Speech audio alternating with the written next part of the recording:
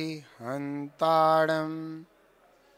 नमो सिद्धाणं नमो आयर्याणं नमो उवज्जायाणं नमो लोये सौसाहूणम्। बोलो 24 तीर्थंकर भगवान की, महावीर भगवान की जय, पंच परमेष्टि भगवान की जय, जिनवाणी माता की जय, गौतम गणधर देव की जय, आचार्य श्री कुंद कुंद स्वामी की जय, आचार्य श्री शांति सागर जी महामुनिराज की जय, आचार्य गुरुदेव श्री धर्म भूषण जी महामुनिराज की जय, आचार्य श्री सम्यक्त भूषण जी महामुनिराज की जय। आज हम निर्माल्य के ऊपर समझेंगे। निर्माल्य, निर्माल्य क्या होता है? जैसे मान लीजिए धर्म में दिया गया दान निर्माल्य कहलाता है। सच्चे निगंत दिगंबर जैन धर्म के अभिप्राय से दिया गया दान निर्माल्य कहलाता है। उस दान को अगर हम घर गृहस्थी में यूज कर लेते हैं या अपने उपयोग में ले लेते हैं तो निश्चित रूप से उस निर्माल्य का दोष और पाप लगता है और वह हमें पाप भोगना पड़ता है। तो निर्माल्य को हम, वैसे तो अधिकतर लोगों को पता ही नहीं है कि भाई कैसे क्या करना चाहिए, और वो अनेक चीज़ों को लेकर के निर्माल्य का दोष अपने जीवन में लगा लेते हैं। अब जैसे मंदिर है, अब मंदिर में कोई भी जब दान देता है, पैसे का दान, किसी चीज़ का भी दान देता है मंदिर में, तो उन चीज़ों को हम अपने उपयोग में ले लें, अपने घर गृहस्थी के उपयोग में ले लें, तो हमें पाप लगेगा, निर्माल्य का दोष लगता है। ऐसी बहुत सारी चीज़ें जो मंदिर में हैं और मैं यूज़ कर लेता हूँ। जैसे मान लीजिए मंदिर में कोई भी पैसा दान देता है तो वह जो है मंदिर की व्यवस्थाओं के लिए देता है। अब आप देखिए, जैसे मान लो किसी ने पैसे दान दिए तो उसमें आप क्या क्या कर सकते हो कि जिससे मंदिर की व्यवस्थाएं खंडित ना हो और मंदिर की व्यवस्थाएं चलती रहें। जैसे वेदी की टूट फूट, मंदिर की टूट फूट, ठीक है ना, भगवान के अच्छे से दर्शन हो जाएं, ये सब चीज़ें नियत हैं। लोग बाग बैठ करके भगवान की पूजन कर सकें, मंदिर का फर्श, ये सब आप यूज कर सकते हैं फ्री में, कोई दिक्कत नहीं है। क्योंकि इसीलिए पैसा दान देने वाले ने पैसा दिया है। उसने जो पैसा दान देने वाले ने जो पैसा दिया है वह इस अभिप्राय से दिया है कि ये जो मंदिर है, इस मंदिर में श्रद्धालु लोग आएँ, भगवान के दर्शन करें, जिन धर्म की प्रभाव ना करें, और जो है अपने जीवन में अच्छा अच्छा करें, पुण्य बांध करके जाएं। अब एक बात देखिए, मंदिर के पैसे से मान लीजिए पंखे चल रहे हैं, तो आप देखिए एक तो वो हिंसा हो रही है, हिंसा का दोष तो लग ही रहे हैं। अब पंखे में जो बिजली खर्च हो रही है और वह बिजली जो है, बिजली का खर्चा मंदिर से जाता है, तो आपको उसमें निर्माल्य का दोष भी लग रहा है।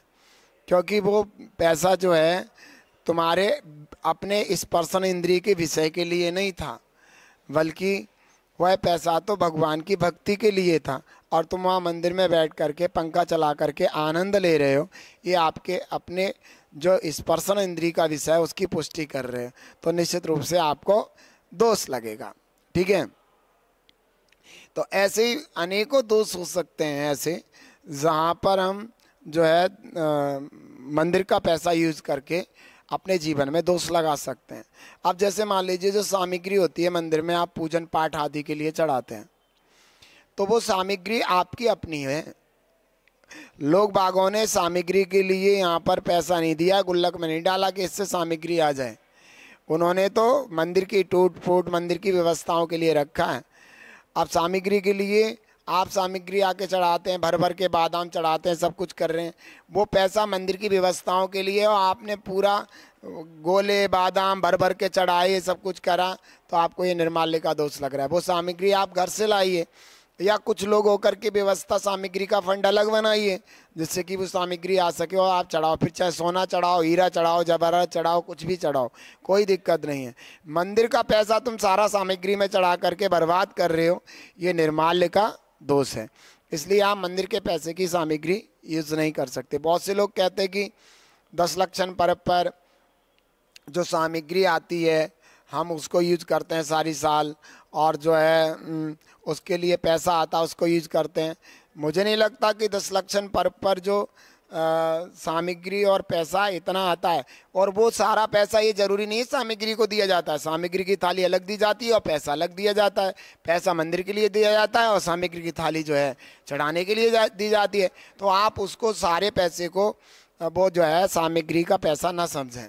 तो इसलिए ध्यान रखें कि जो भी मंदिर में सामग्री की व्यवस्था है, सामग्री की, वो सब आप अपनी तरफ से एक फंड बनाइए, उसको अलग डालिए, पता चल जाएगा कि कितनी सामग्री सारे साल में आपको लग रही, कहीं मंदिर से तो नहीं जा रहा। क्या करते हैं आप, एक में मिला देते हैं उस फंड को, फिर क्या करते हैं उसको यूज करते रहते हैं, तो वो सब चीज़ें गड़बड़ हो जाती हैं। तो ये जब भी आप अगर जैसे 10 लक्षण पर्व पर थाली चढ़ती है उसमें एक बार ज़रूर पूछें कि ये जो पैसा आपने कैश दिया है ये सामग्री के लिए दिया है, मंदिर के लिए दिया है। क्योंकि जब सामग्री की थाली आती है वो सामग्री के लिए होती है और पैसा जो दिया जाता है वो मंदिर के लिए दिया जाता है। एक बार पूछ ज़रूर लें। तो ये व्यवस्थाएं, और हम व्यवस्थाएं संभालने के लिए ऐसे भी कर सकते हैं कि जहाँ सामग्री बनती है वहाँ पर हम एक गुल्लक रख दें, तो वो उसमें लिख दें कि सामग्री के नाम का पैसा यहाँ पर डालें, तो वो उससे भी सामग्री का हम कर सकते हैं, तो निर्माल्य का दोष नहीं लगेगा। इन बातों को हमें बहुत अच्छे से समझना है कि हम जैसे चंदन है, चंदन अगर मंदिर के पैसों से आया तो निर्माल्य का दोष है। ये सब चीज़ें हमें समझना चाहिए। और अगर चंदन किसी ने दिया कि भाई चंदन इसको लगा भी सकते हैं, भगवान की पूजन में भी यूज कर सकते हैं, हमें कोई दिक्कत नहीं है, तो वो निर्माल्य का दोष नहीं लगेगा। तो ये सब चीज़ें, बहुत से लोग क्या करते हैं कि जैसे मान लीजिए मंदिर का पैसा इकट्ठा हुआ, प्रोग्राम्स हुए, तो कमेटी ने मंदिर में से पैसा निकाल करके पुरस्कार दे दिए, निर्माल्य का दोष लगेगा। मंदिर के पैसे से अगर नाश्ता पानी भोजन आदि की जो व्यवस्थाएं की जाती हैं वो सब निर्माल्य का दोष है और महाभारी पाप का फल भोगना पड़ेगा। निर्माल्य का दोष इतना बड़ा होता है कि व्यक्ति को दुर्गति में भी जगह नहीं मिले, ऐसी स्थिति बन जाती है। जैसे एक सेठ जी थे, बहुत धर्मात्मा थे, वो क्या करते थे, जब ये सुबह आते थे तो वो संदली वगैरह सब साफ करते थे, उसमें जो दीपक का घी था वो टपक जाता था, तो वे क्या करते थे नाखून से उसको खरोच करके और वो जो है दीपक का घी साफ करके संदली को साफ कर देते थे।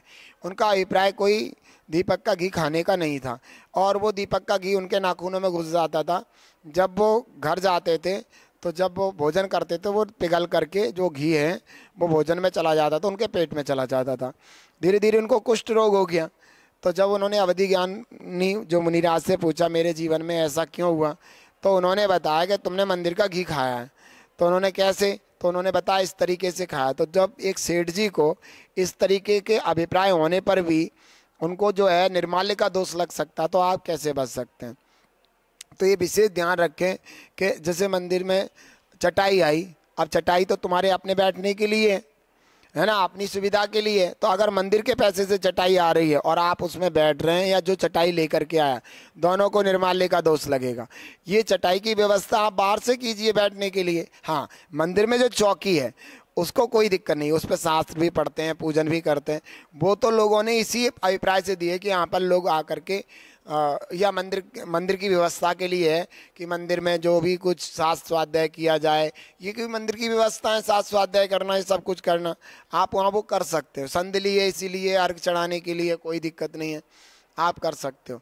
लेकिन अपने लिए कोई भी चीज़ यूज करोगे वो ठीक नहीं होगा, क्योंकि उससे क्या है आपके जो है निर्माल्य का दोष लग सकता है। जैसे तीर्थ यात्रा वगैरह के लिए लोग जाते हैं, तो तीर्थ यात्रा के लिए उन्होंने तीर्थ यात्रा के नाम से पैसे इकट्ठे किए, बच गए तो वो अपने यूज में ले लिए, तो आपको निर्माल्य का दोष लगेगा। ऐसी बहुत सारी चीज़ें हैं जहाँ निर्माल्य का दोष लगता है। जैसे मान लीजिए कोई मंदिर का माली है और मंदिर का माली आपका वो जितने पैसे में है उतने में है और उसका सब कुछ चल रहा है, किसी के सामने उसने अपने रोने रो दिए कि मेरे व्यवस्थाएं घर में ये नहीं ये नहीं ये नहीं है, हमें थोड़े पैसे ज़्यादा करवा दो। तो जो लोग उसके कहने में आकर के मंदिर से माली के लिए पैसा ज़्यादा करवाना चाहते हैं, वो उसके खाते में निर्माल्य का दोष चढ़ जाएगा। क्यों? मंदिर का पैसा तुम्हारे बाप का नहीं है। अगर माली रो रहा है, दुखी है, तो अपने घर से दीजिए ना। मंदिर में इसलिए पैसे नहीं डाले गए हैं कि वो माली को बेमतलब में दे दिए जाएं सबके लिए। तो ये जैसे मंदिर में जो पैसा होता है उस फंड को हम सामाजिक व्यवस्थाओं में या और चीज़ों में लगाते, तो निश्चित रूप से आप समझिए निर्माल्य का दोष लग रहा है। वो व्यवस्थाएं अगर कोई दिक्कत है तो मंदिर का पैसा थोड़ी है, आप अपने घर से यूज कीजिए पैसा, ज़्यादा ही दानी बनते हैं आप। मंदिर पर आपका कोई अधिकार नहीं है। मंदिर में धर्म के लिए पैसा दिया गया है, समाज की व्यवस्थाओं के लिए नहीं दिया गया, ये बात ध्यान रखो। तो इसलिए ये चीज़ें कई बार हो जाती हैं। ये लोग कहने लगते हैं माली का पैसे कम है और ये अच्छी बात नहीं, मंदिर पे तो बहुत सारा पैसा, तुम्हारे बाप का थोड़ी है मंदिर में बहुत सारा पैसा है। देखिए खून पसीने की कमाई एक करके लोगों ने दान मंदिर की व्यवस्थाओं के लिए दिया है। अब ये थोड़े ही कि माली रो रहा है, उसको और दिक्कतें, उसकी जितनी व्यवस्था है, जितनी खुराक है वो दे दिए, माली छोड़ करके चला जाए। जाता है तो क्यों नहीं जा रहा? क्योंकि उसको चढ़ावा इतना चढ़ता है, वो तो रोते ही रहेगा हमेशा। व्यक्ति की इच्छाएं कभी पूरी नहीं होती। 100 है तो 200 हो जाए, 200 तो 300 हो जाए, ऐसे इच्छाएं बढ़ती हैं। तो हम ऐसे इच्छाओं की पूर्ति मंदिरों की पैसे से नहीं कर सकते। अगर हम उसको दे रहे हैं तो अपनी तरफ से दो, मंदिर के फंड में से आप कोई व्यवस्था ऐसी नहीं कर। बहुत से लोग कहते हैं मंदिर पे इतना पैसा है, मंदिर ये कर दे ये कर दे, जैसे और बहुत सारी चीज़ें जिनकी ज़रूरत नहीं होती है वो लोग करवाना चाहते हैं कि मंदिर पे तो इतना पैसा है, मंदिर पे तो इतना पैसा है, मंदिर पे तो इतना पैसा है, ऐसे ऐसे करके मंदिर का पैसा खराब करना चाहते हैं। तो वो निश्चित रूप से जो ऐसी बातें कहता है उसको निर्माल्य का दोष लगेगा और वह उसका हर्जाना उसको भुगतना पड़ेगा। मंदिर का पैसा ऐसे फिजूल खर्चे के लिए नहीं है। आपने देखा छोटे छोटे बच्चे 1-1 रुपए कैसे कैसे भाव से डालते हैं, ये सब मंदिर की व्यवस्थाओं के लिए है, ना कि फिजूल खर्चे के लिए।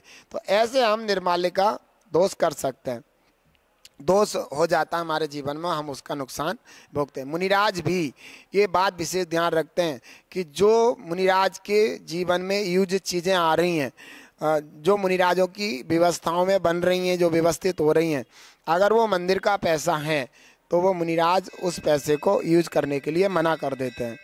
वे कहते हैं कि कोई भी पोस्टर छप रहा है आपका या तो आप जो है मेरे नाम से छप रहा है या कोई व्यवस्था के नाम से, आप मंदिर का पैसा यूज मत करो।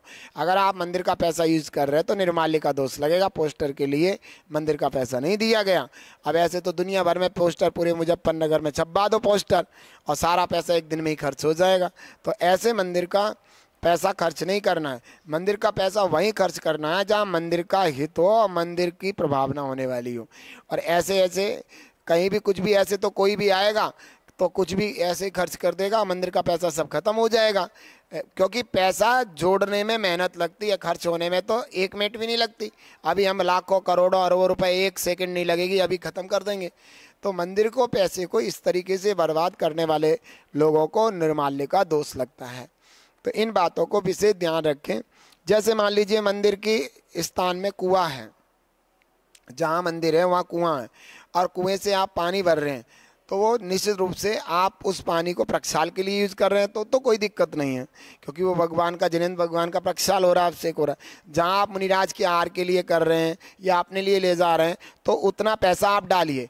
मेरे हिसाब से 1 चौके में लगभग जो पैसे का इस्तेमाल हो सकता है, मेरे हिसाब से वो पैसे का इस्तेमाल वो हो सकता है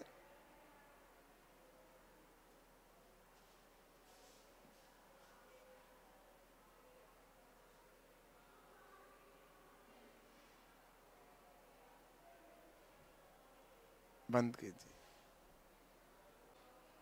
तो जैसे मान लीजिए आपका कुआं है और कुआं मंदिर में लगा हुआ है, तो उस कुएं का पानी हम अभिषेक में तो इस्तेमाल कर सकते हैं भगवान के।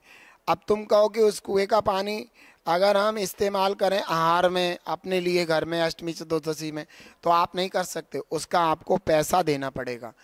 एक बार में लगभग मेरे हिसाब से 1 चौके के लिए कम से कम 50 रुपए तो देना ही है। जिससे कि आपको जो मंदिर के स्थान में कुआं है उसमें से आप बिजली भी यूज़ हो रही है, सब कुछ हो रही है। तो लगभग कम से कम आपको एक बार के चौके में जो कि एक मुनिराज आहार ले रहे हैं या मैं इस तरीके का, अब ऐसे लगे 100 मुनिराज ले रहे हैं तो उस हिसाब से आपको ध्यान देना पड़ेगा। तो ये एक जो नॉर्मल चौका लगता है तो उसमें 50 रुपए के पानी का खर्चा आपको एक दिन में ज़रूर डालना, और 2 दिन का आहार है तो निश्चित रूप से 2 दिन का खर्चा आपको, तभी आप बच सकते हैं। नहीं तो आप अपने लिए और अपने लिए भी जा रहे हैं तो 50 रुपये डाल करके जाइए, तो आप मंदिर के कुएं का इस्तेमाल कर रहे हैं तो निर्माल्य के दोष से आप बच सकते हैं, और नहीं तो आपको नहीं बचेंगे। अब जैसे मंदिर में क्या होता है, मंदिर में सामग्री बन रही है तो उसके लिए आपको गैस चूल्हा लग रहा है, आहार में गैस चूल्हा लग रहा है, कुछ भी लग रहा है, गैस खत्म हो रही, ये सब अगर आप मंदिर पैसे यूज करते हो तो आपको निर्माल्य का दोष लगेगा।